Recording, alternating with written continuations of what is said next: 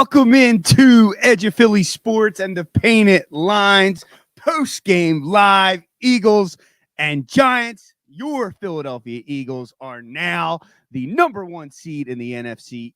They clinched the NFC East and are now the number one seed in the NFC. And get that bye week. The Eagles beat the Giants 22-16, a little too close for comfort. I have with me Mr. Matty B from Edge of Philly Sports, as well as Joe Marks from the Patterson Ave Fanatics. How are we feeling tonight? Joe, I'll start with you. Not as confident as I would have liked to have been, believe me. The last time we faced the Giants, we handed them an ass kicking. And today it just seemed like we came out a bit flatter than I would have liked to have seen.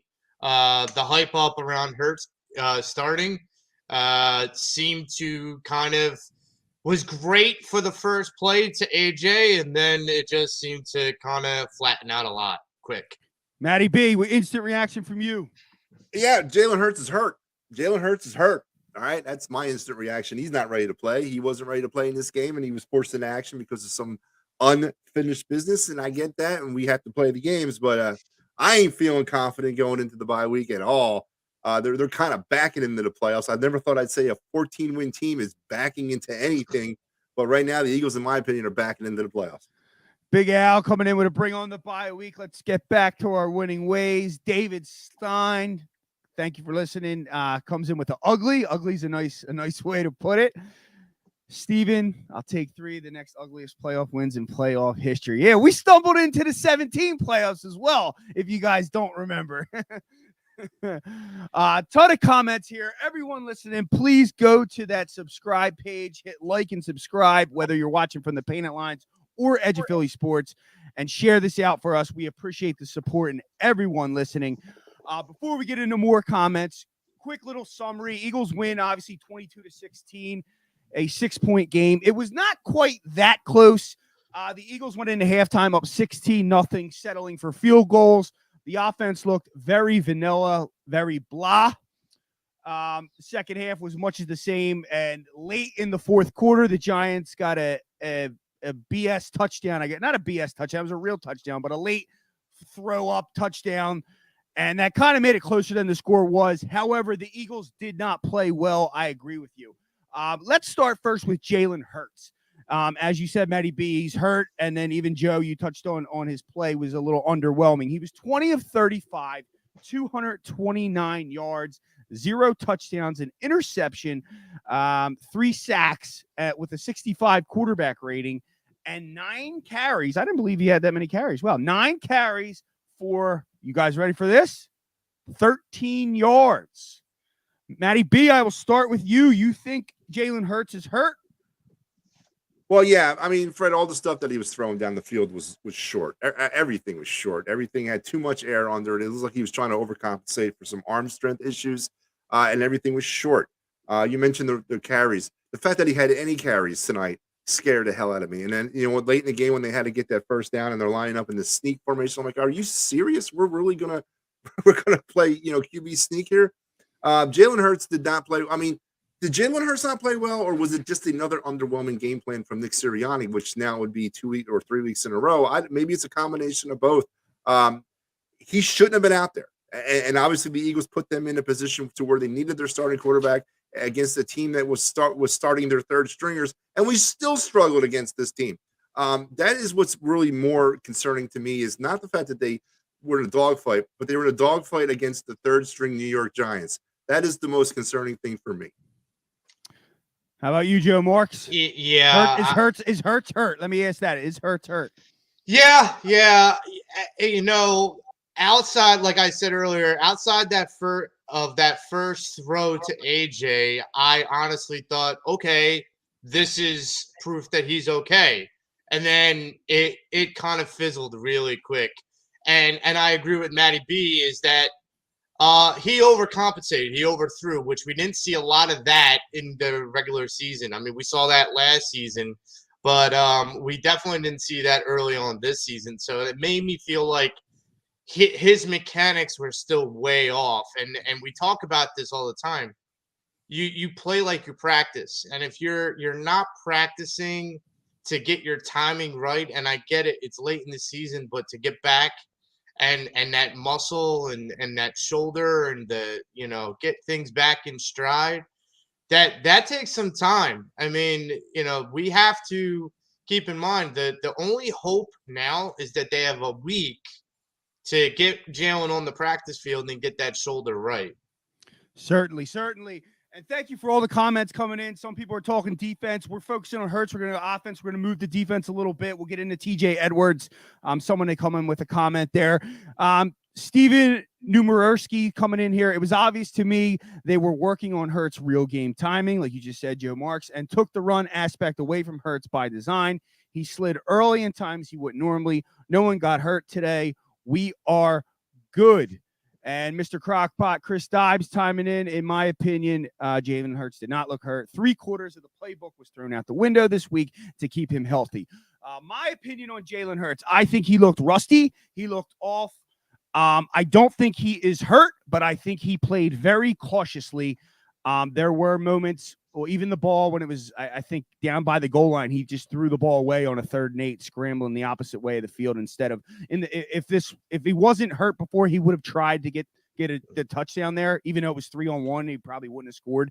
I did not like his body language coming off the field on a few times. It seemed as though he was frustrated, but not the normal frustration, more like, don't talk to me, I'm sitting on the bench frustrated. But I think, to Dive's point, and a few of the people commenting here, I think the playbook was thrown out the window today. I don't think they ran anything. You saw a ton of Boston Scott, the giant killer. They really didn't run much. And Matty B, I'm going to go to you here because you were alluding to it. Was this Hurts' fault or Nick Sirianni / Shane Steichen? We got to remember Shane Steichen calls the plays. Nick Sirianni looked visibly frustrated on some play calls as well. Yeah, listen, as you mentioned, vanilla, it was definitely a preseason playbook, which I don't understand against the team. I mean, the Eagles had everything to lose in this game, right? They had everything to lose in this game. And I honestly thought they were going to come out with everything in the playbook, put them down early, break out that 48-0 halftime lead, and then coast to the second half and let Gardner Minshew and Ian Booth and whoever else bring back Carson Strong for the game, all that. I don't care. They should have coasted. But to come out there with that kind of game plan, if you're guarding against someone who was just hurt, come on, it's football. If he's not able to perform at 100%, he shouldn't have been out on the field. So don't tell me he wasn't hurt. He is hurt, and he's not 100%. Maybe I shouldn't use the word hurt. He's not 100%.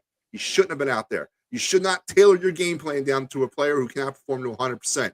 So luckily, it didn't bite him on the ass, but a very preseason vanilla playbook. Very frustrating to watch. Again, I'm not confident. Vanilla as it is, we are the number 1 seed and have clinched the NFC East and the bye week. And before we get into more in the offense, I want to go to phillysportstrips.com real quick, because guess what, guys? phillysportstrips.com just released a fully refundable trip to the Super Bowl. Get this, guys, for $500 right now. Get a deposit right now. Go to phillysportstrips.com. I have the ad up right here, February 10th to the 13th. They have all types of packages, whether you want to fly with them, get tickets through them, fly on your own, drive there, or maybe you live out in Arizona. $500 right now, fully refundable. Okay, get this. So you put your money down, however much you pay, and if the Eagles don't make it to the Super Bowl, you get your money back. It's a freaking no-brainer. Go to Philly Sports Trips right now. If you want to go to the Super Bowl, check out these packages and book now.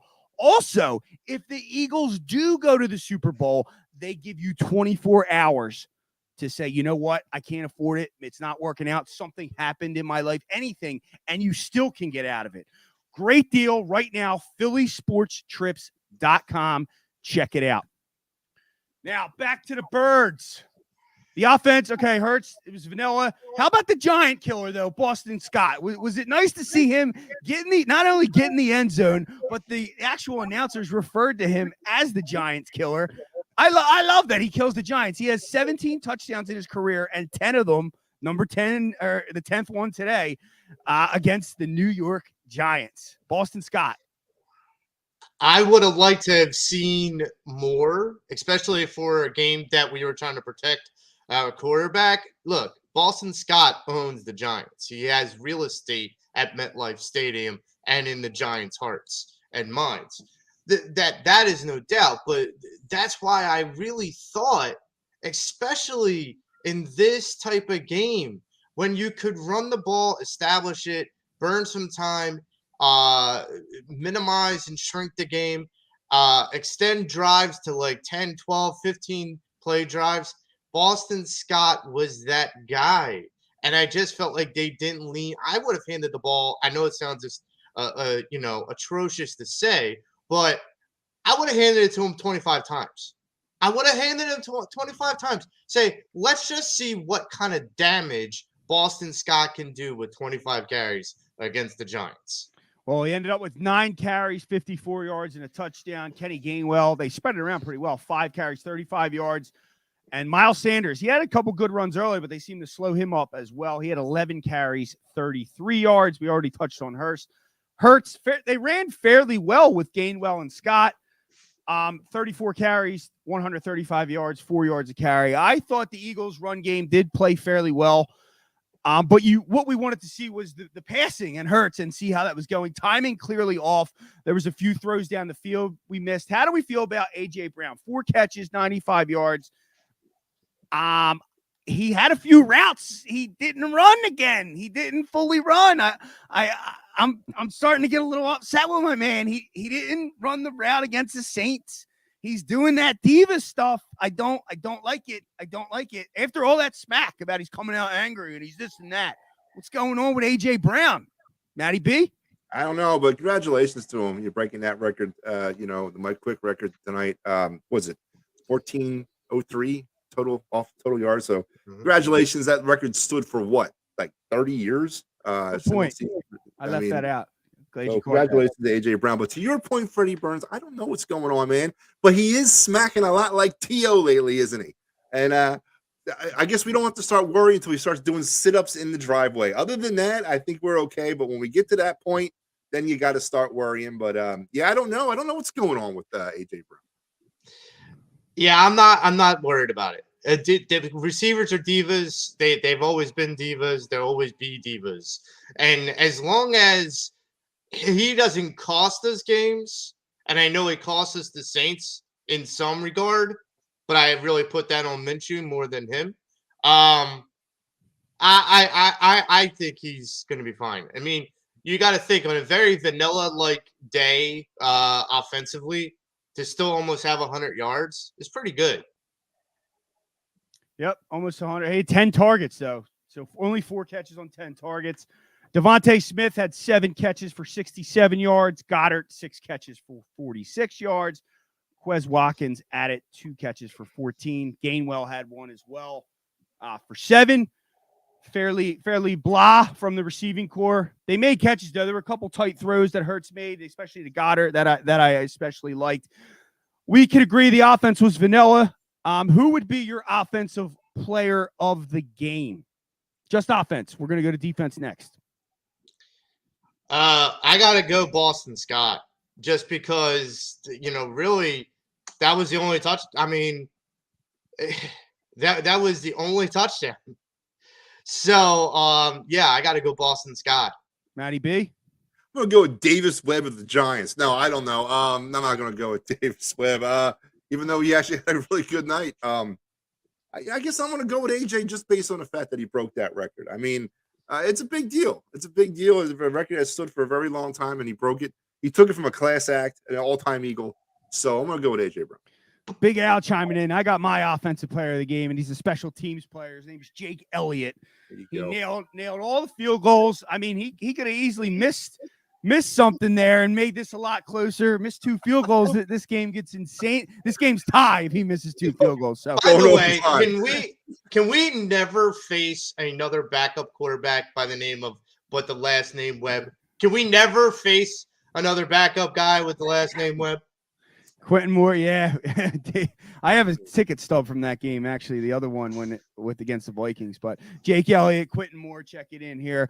As we move to the defense, Quentin Moore brings up another good point. thank goodness the Giants didn't play all their starters. And I think before we get into the defense exactly, I mean, Webb being one of them, but that's what makes this such a concerning game is that not only was it close or not a blowout per se, they didn't have their starters in. And I kind of thought that going in. I knew this would be closer. They're a well-coached football team, and they're going to play tough. But, you know, it was kind of – I think in the end we settled for field goals. If they're touchdowns, it is a blowout. So we were able to move the ball into the red zone. Or close to the red zone.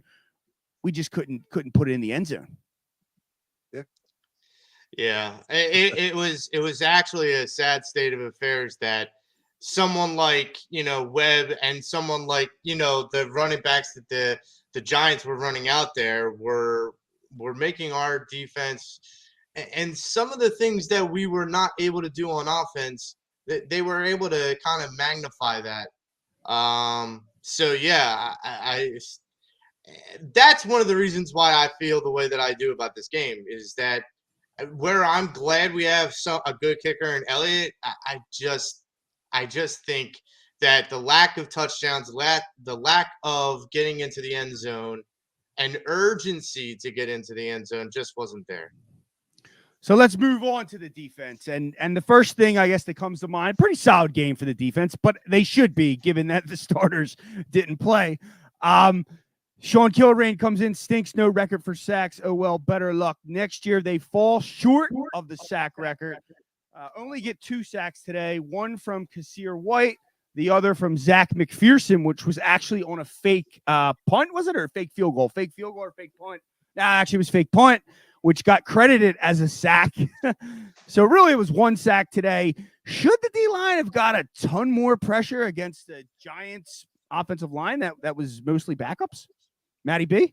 Yeah, they should have, in theory. I don't know. Again, I don't know what happens with these game schemes. Were they letting Webb just kind of figure himself out? Were they not feeling threatened by his deep ball? Were they not feeling threatened by his quarterback presence? Were they just trying to keep the play in front of them?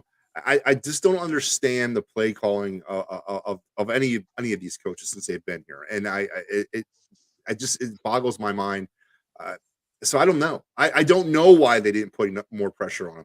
It seems like they dropped a lot of people in the coverage. They were trying to bend, not break, and keep everything in front of them in this game. It worked for the most part, but why? Why are you doing that against an unproven practice squad quarterback? 0 sacks from the defensive line. Robert Plank Jr. checks in, which is, 0 exactly. Go ahead, Joe. Yeah, I'm a big guy when it comes down to sacks in the game. I'm a big, sack. I love sacks in a game. I love that defensive, like bone crushing kind of thing. I'm kind of a little old school in that way. But the idea, I'll give 10% kudos to Davis Webb for evading a couple of the defensive linemen a couple times. Fletcher Cox on 1 or 2 occasions, Brandon Graham on a couple occasions. So I'll give him a little bit of credit. However, I agree with Matty B. I feel like, and I've been on this train to get Jonathan Gannon the hell out of town. I honestly think his scheme, this no scheme, is a bunch of BS. You have the talent on this team. You have the skilled players. That's what I've been hearing. Well, I got the guys now. You watch, okay? Joe, they're one of the best defenses in the league, dude. I got to do this. You're a Joe Boy. You're a fire Jonathan Gannon guy. I'm going to lose my freaking mind. They're one of the best D's in the league. Yes, and but understand something. The way that they play down to offenses like today is the reason why we still don't have the confidence in Jonathan Gannon. That he plays down. I'm not saying that his defense hasn't put up numbers, but is it the scheme or is it the talent? That's what I'm going to say. Is it the coach or is it the talent? Because there's a lot of talent on that defensive side. You can't deny that. Sometimes talent. You need both. But Well, hey, yeah, I agree. You need both, but you are not. I don't want to turn it into a Gannon show. You are not the only one with that opinion. Sure. So there are plenty of people that do not like Gannon, hate the scheme. He is very passive, but I just think the days of Jim Johnson are over in the league overall. But to your point here, Mr. Rudy Poo checks in on YouTube. Thanks for listening. Can you guys speak on the total regression of TJ Edwards and Darius Slay? TJ has been getting picked on for the last 2 weeks. I want to go first here, especially with TJ Edwards. I've noticed this midway through the season when we had some issues with stopping the run. The blame was going on Jordan Davis, but in my opinion, it was TJ Edwards playing patty cake with whatever lineman or whatever lineman really, or I guess fullback. I don't think we faced many fullbacks. Whoever got in his face on a block. So TJ Edwards, I think, has been overrated at times this year. And to touch base on Slay, I've always thought that about Slay. I think Slay is a number 2 guy. Like whenever he goes up against a number 1, he gets, besides Justin Jefferson this year, he normally gets smoked. Like he doesn't hold, he may hold his own a little. So like I know Slay's a good quarterback, but at this point in his career, I think he's kind of more of a 2, which I think Bradbury is more important to the secondary than him, though Bradbury's play has regressed as well. Since Joe, you just talked, Matty B, go first. What do you think about the regression of both these guys? So let's talk about the regression, not just of TJ Edwards, but of the linebacker core. This was a position that was addressed heavily in the offseason to include the draft. The Kobe Dean, who drafted him and why hasn't he been on the field? Anyway, I'm not going to, that's not this type of show, and I got that. I'm going to curtail that. But the linebacker core basically got off really tough, really fast, really hot, really aggressive, just like the defense as a whole.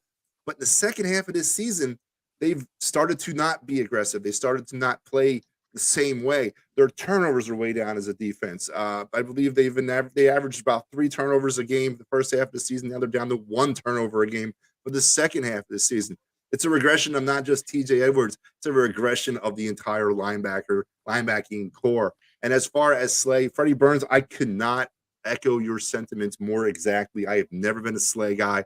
Never thought he was all that. Big play, my butt. No play is more like it. It's he caught lightning in a bottle and made the Pro Bowl. Ooh, a big deal.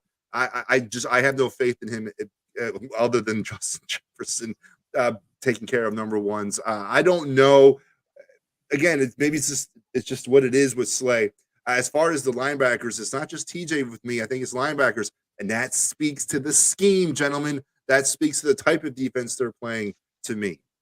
Steve checks in, free Nakobe Dean. He sorts the traffic way better than the rest of I'm assuming he meant LBs. Oh, there he comes in, LBs. I want to give you a quick stat then with the LBs. The 2 linebackers on this team led the team in tackles today for a total of 22 total tackles. So is that second tier tackling? That's second tier tackling. That's not first tier. Wait. 9 each were solo. Of those tackles, how many do you think were tackles for a loss? None. 5. 1. That's why I told you to hold, Matty B. I was supporting your point. Just chill out, man.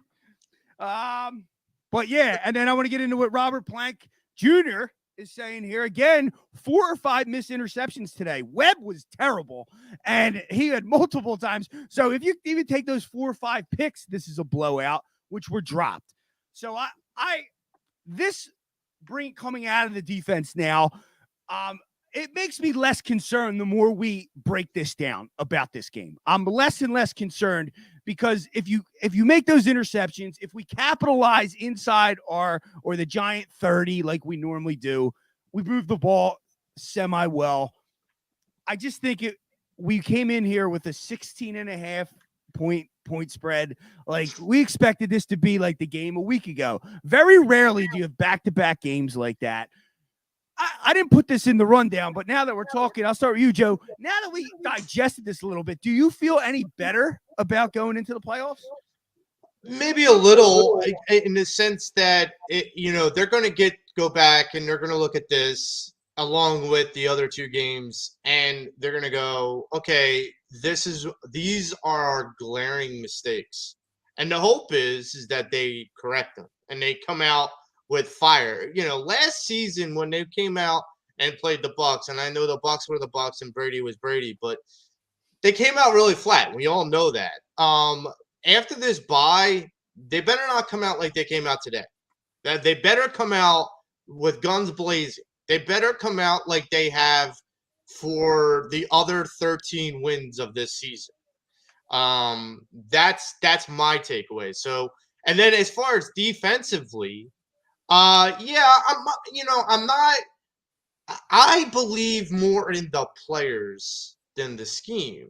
So if the players make the plays, like that gentleman said about the 4 or 5 interceptions, yeah, any game changes on its head when you add even half of those onto the tote board.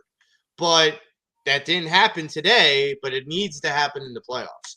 Turnovers need to happen in the playoffs. You feeling any better, Matty B? Turnovers Hell definitely no, need to man. happen. I ain't feeling any better. Come on, man. The Eagles have not played a good game since the first Giants game, and we're going on a month now. Every game since then has been a regression in this team overall throughout the season. Obviously, you mix in some key injuries, which you can't help, but it's been a regression since that first Giants game. We haven't felt really good about this team since that first Giants game. Search your feelings. You know it be true. So I do not feel more confident about this team heading into the playoffs at all. Let me ask you this real quick. Were you someone that wanted to bench Foles and start Sudfeld in 2017? No, I'm not asking you, Joe. I'm asking Matty B because he's not feeling good going in. Were you one of the people, because there were a lot of people that wanted to bench Foles and put Sudfeld in after that New Year's game and his run into the playoffs in 17? I'm just curious. No, absolutely not. No. Okay.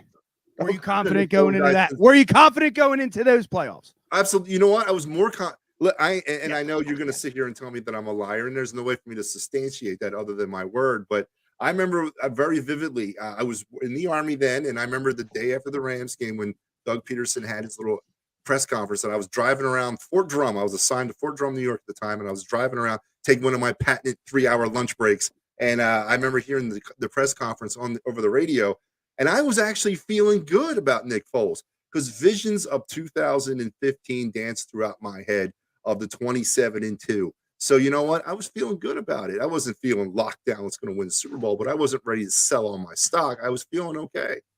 I was just curious based on what you said there. But we talked about Philly sports trips earlier. Go to phillysportstrips.com. They have a huge Super Bowl package right now, fully refundable if the Eagles don't make the Super Bowl. But we also have an ad here from their partners where you're getting the tickets from, and that is Sherry's Ticket Town. Go to www.sherrystickets.com. When I buy a ticket to my favorite event, I go to sherrystickets.com. sherrystickets.com is easy to use, has no hidden fees. The price you see is the price you pay. Pay less and play more with sherrystickets.com. Save even more by using the exclusive promo code EOP10. Don't pay hidden fees and save 10%.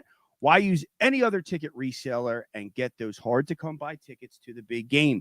If you need more of a personal touch, give them a call. You can talk to a human being at 610-494-5050 or visit their office at 1382 Namens Creek Road, Suite 1, Garnet Valley, PA 19060.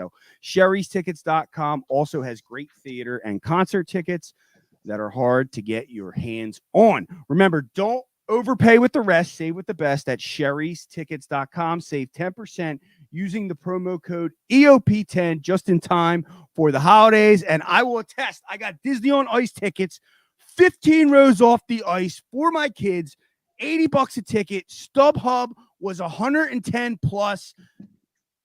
It was amazing. So go there, check them out, compare it to StubHub. Every single time you buy a ticket on StubHub, compare it to Sherry's Tickets. You're going to get a better deal, especially with the 10% off EOP 10. Also, we have our guy, David R. Cherry Esquire, cherryinjurylaw.com. If you have workers' compensation issues, motor vehicle accidents, personal injury, criminal law, the Cherry firm will take care of you. Call them now. It's Sunday night, so they call you first thing Monday morning. Call them right now, 610-565-0300. All right, we're back here, and I want to wrap this up. We did the offensive player of the game. I don't really think there was a defensive player of the game. Let's go to the playoffs. Okay, we're heading into the playoffs now. Who do you want to see in the first round, or not the second round, or I guess you would say? And who do we not want to see whatsoever in these playoffs? I'll start with you, Joe. I want to see the Vikings.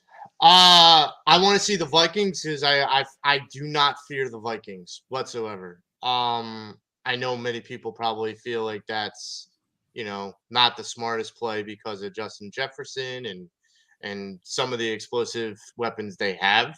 But we handled them early, and I still feel, and other teams have handled them late. So I feel like they're not, flying, at, Mach 2 or whatnot. The team that I don't want to face, I don't want to face the Packers. Because I don't want to face the possibility of an Aaron Rodgers resurgence. I don't want that bad man to just, for some reason, catch lightning in a bottle and take it out on us. No, thank you. I know we handed him a loss earlier in the season. Aaron Rodgers and Tom Brady are different animals in the playoff. And I just don't want to risk that situation when trying to get to the Super Bowl. How about you, Matty B? Who do you want? Who are you scared of? So I'm scared of Aaron Rodgers and Tom Brady as well. You cannot. The playoffs are a whole. They're built for that. That's what they step up for their seasons every year. I don't want to see Green Bay or Tampa. Bring on the Giants. Let's face them in the divisional round. Let's end that little Cinderella story and settle in for a championship game, hopefully against Dallas here in Philadelphia. So, but I really don't want nothing to do with Tom Brady or Aaron Rodgers. Quentin Moore checking in, and I just want to say, after the Vikings game, or no, was it the Texans game? Yeah, because the Phillies were playing the World Series, so we did the post-game show the next day, me and Joey Sheeran, and Quentin Moore at that time called the 49ers. I remember it still now. And he stands the course. We still don't want to see the Niners. 49er Packers would have to beat the 49ers, right? I'd take that. You make a good point there defensively, especially if we're having offensive woes and Hurts is struggling. But if Hurts is struggling, we're not going anyway. I would say the team I want to face more than anything is the Dallas Cowboys, because I think they are fraudulent. They stink. And they were at home on a Christmas Eve against an Eagles team that should have won the game up double digits with a turnover machine. Bring me the Dallas Cowboys. Bring them to me. That's who I want. And it's got to be a championship game. I want to see the first in my life. I've never seen. I was born in 85. The Eagles beat the Dallas Cowboys in a playoff game. I don't know how it's set up. Be it the playoff game or the NFC Championship. It's got to be at the link. At the link. Well, they fall to the 5th seed, right? Yeah, I'm saying that's what I want to see Dallas in the championship. I remember I became an Eagle fan in '81, Eagles Cowboys in the championship game. So I want to see that kind of go full circle and have my kids enjoy that. Well, and I think it's been over like 30 years since there been a Cowboys-Eagles game in Philly, playoff game in Philly. Yeah, it was in the 90s. It was in Dallas because they were always the 1 seed. Now, the last game was the '81 championship game. That was the last Philly Cowboy or Eagles Cowboys game in Philly. Yeah. So bring me the boys. And the team I don't want to see, I don't want to see the 49ers, but I do got this weird Tom Brady feeling, man. Yeah. The offense seemed to start to click 2 weeks ago. They played okay today, but they weren't really trying to play. You could tell, like, there were times Brady would just throw the ball away because he's like, dude, don't hit me. I'm not getting hurt over this nothingless game. It's just something about him that I just, I don't know. I just rather stay away from the Buccaneers. I'm still scorned from them taking the vet away from me as well. I feel like they still scorn me. So the Buccaneers. But before we go, we're the 1 seed though. We're the champs. We have to embrace that. So let's be happy we're in the playoffs. Let's get the negative vibes out. We vented and let's move forward here. Well, we got an awesome lineup here at EOP for you all week long from all types of shows, all types of networks, all types of groups. We start Mondays. We have the Sully Squad from Devro Sports, Sixers post games. We got Clear the Ice with Maddie B. We got the Kelly Green Hour, Talking Sports with Maddie B. Chalk Talk with the Painted Line, Shane Haff. He's amazing. Philly Press Box Radio every Wednesday at 7 p.m. They have the best guests on this network every single freaking week. The guest is freaking awesome. Bird's IQ, great Eagles coverage year round. The Attacking Third, a little bit of Union action for you. Saturdays, Joe Marks is here with us. We have the Patterson Fanatics. Most times it's Saturdays at 9 a.m. They've been jumping around a little bit, but it's a great show. It's just the guys, man, hanging out with the guys. I always love my Saturday morning if I have a cup of coffee. Even if you got like a little bit of a hangover, you just put them on. You know, it helps my headache a little bit. Passing out Fanatics, the tough cover, PM and the AM, new show, Devro Sports. I'm starting to fall in love with on Sunday mornings. Mike Morrow and Pat Bernard. And of course, what we're on right now, we have Eagles pregame, halftime, postgame live combined with the Painted Lines. A variety of us are on every single week, and I thank you, everyone, for listening. Please go hit that like, that subscribe button. Share this out for us. We really appreciate the support. I want to get Anthony Aid in here. He always is listening, too. If any team the Eagles don't want to play is the Packers. I would be scared of Rodgers, too, especially beating them twice. I couldn't agree more. Before we go, Joe Marks, where can everyone find you if they want to contact you? I am on Facebook. I am on Twitter. I am on LinkedIn. Twitter, my handle is Joe Wolf 112680. LinkedIn. Join me and the guys on this Saturday. We are celebrating our 5th anniversary show. Special 3-4 hour show with guests like Bob Cooney, Anthony Gargano, the Bro, E-Rock. Yeah. We're going to have John Crichton. We're going to have a couple other guests from EOP. There's going to be that and much, much more. Celebrate 5 years of Pat Ave on the airways this Saturday, 9 a.m. Nice. I love that. Love them names. Drop them names all day. That sounds like an awesome show. I can't wait to tune in. Maddie B, you're on freaking everything. So, well, not everything, but yeah, you can find me on Twitter at PhillyMappy7 and all over the EOP network, as Freddie Burns alluded to. I'll be actually coming on here in a couple hours. Clear the Ice. We're going to wrap up the Flyers Maple Leaf game tonight. Me and Big Al. The Clear the Ice crew has kind of expanded. It's not just me anymore. It's me, Big Al, Mike Lauro, Pat the Gobbler, Bernard, and Joe Sullivan is going to be coming on board as well. You can also find me on Tuesdays on EOP doing the Talking Philly Sports with Matty B. I also have a podcast out there called Talking Philly Sports with Matty B, the OG podcast where it all started from. And some news dropping here soon about the we're going to do some Fighting's Final. We're going to do a hot stove kind of update where the Phillies have been very, very, very active in the free agency and the trade market. Week. Be on the lookout. Big week from them Phillies. And you can find me. I'm on these pre-post half game. I'm all over the place with my son's situation, but most times you can find me 8:30 p.m. on Wednesday nights with Big Al and Joe on our Edge of Philly Sports Live. Before we go, I want to bring my 8-year-old daughter in real quick. They'll probably cut this from the pod, but hurry up. Come on over, Freddie. You can come over too. Jump up here. So Aubrey has just turned 8 years old today. So I want to say happy birthday to Aubrey.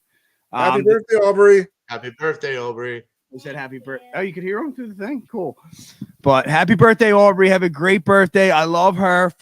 I love Freddie too. For Matty B and Joe Marks, I'm Freddie Burns. We will be back in 2 weeks for the Eagles' first home playoff game since they played the Seahawks, whatever year that was. Good night, everyone. Go Birds. Go Birds.